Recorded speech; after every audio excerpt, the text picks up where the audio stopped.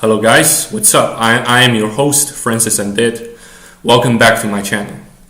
Following the previous Francis Undead Entrepreneurship episodes, today I would like to make another one in response to the questions as this one. Exactly how to use your own business entities or the company that you manage to establish in Australia in order to gain the self-sponsored 457 visa, also called the business visa, long-term stay.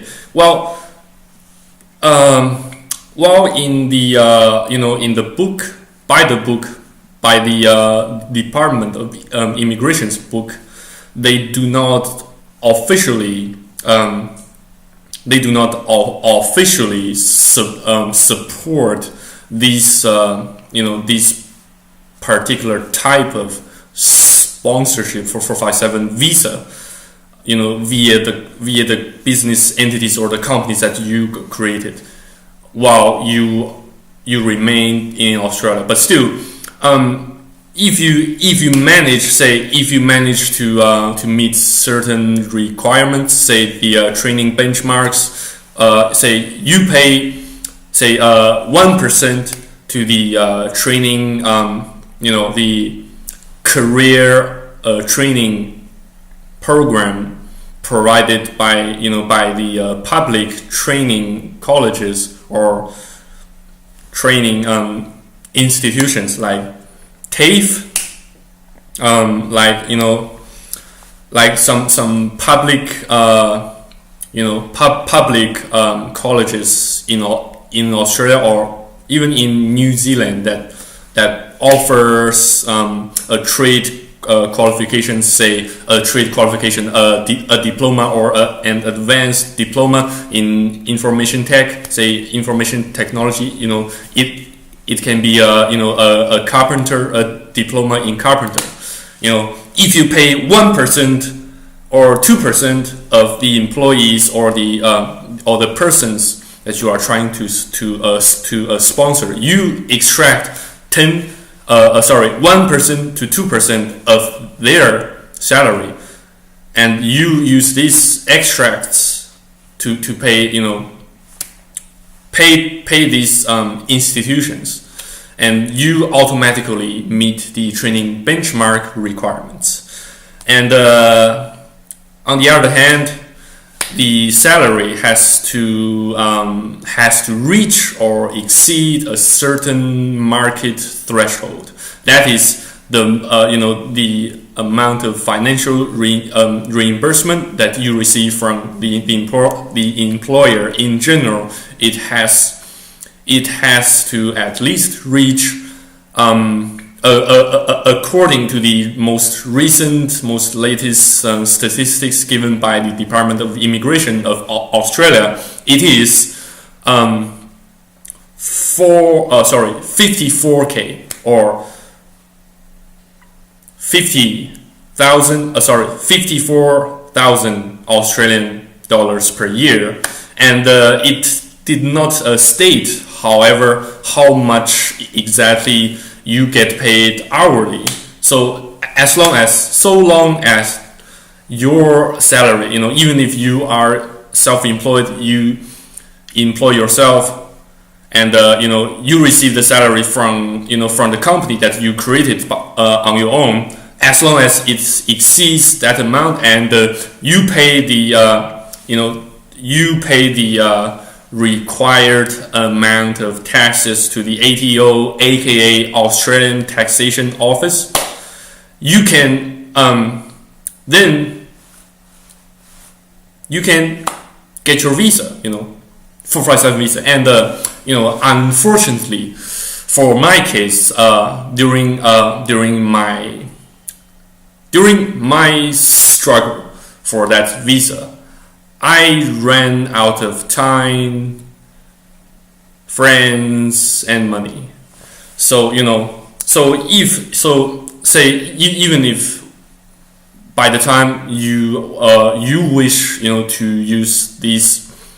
to use your own company as a vessel to self-sponsor, you must at least have 2 of these 3 essential criterions: money, time, and friends. Say when you run out of these 3 elements, then it is most likely that you won't receive that visa this time.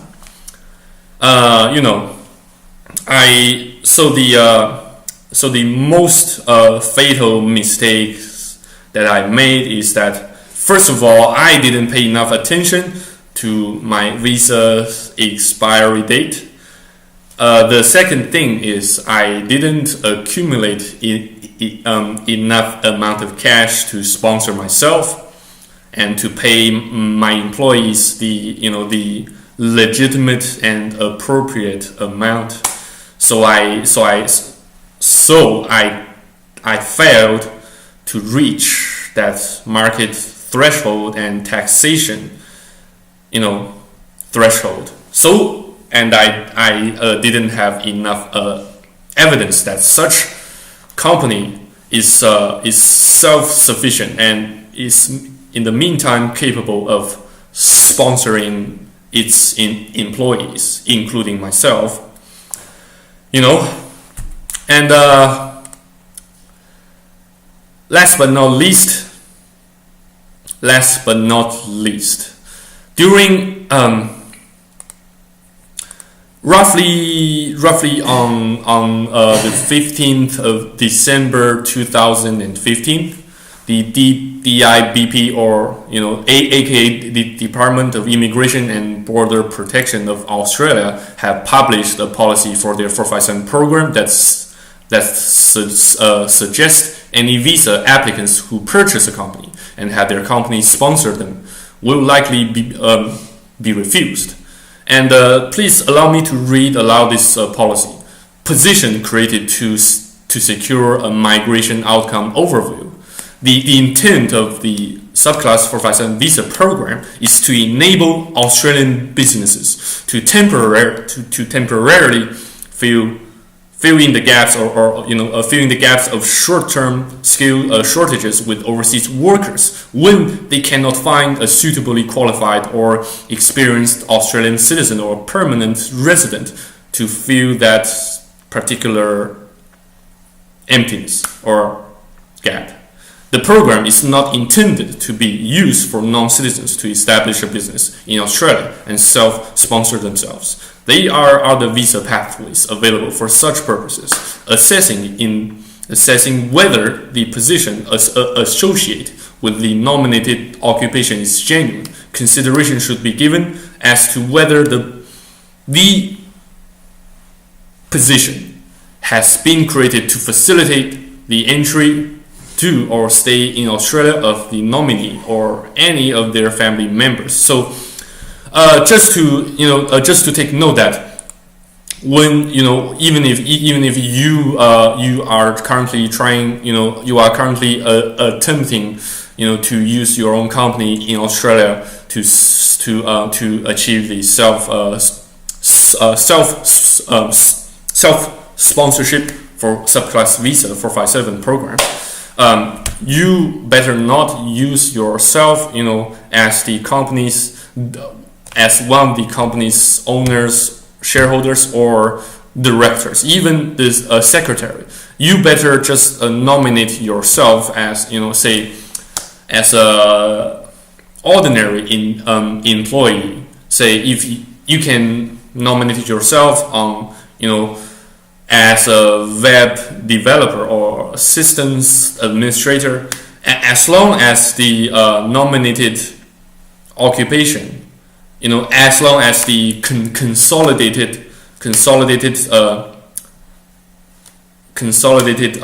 occupation list, also known as the CSOL, it has that particular opposition. As long as that list has that type of particular occupation, then you can nominate yourself according to that list. And last but not least, please do take note of the bank statement that you are about to present to the Department of Immigration as well as the taxation office.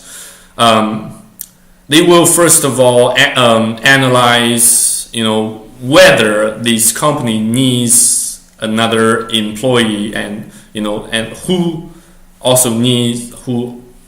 are applying for the visa sponsorship.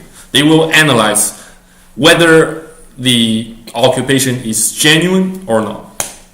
So that's where I failed. Actually, I haven't even made to that point whether they, when they start to assess and evaluate the genuine,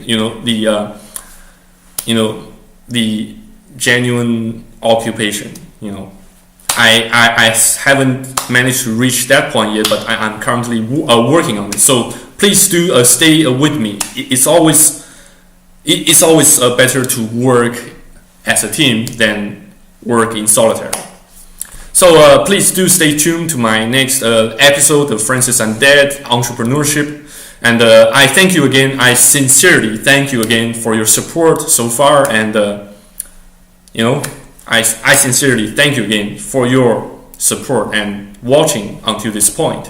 Thank you so much. Thank God. God bless. Jesus. Have a great day. See you next time.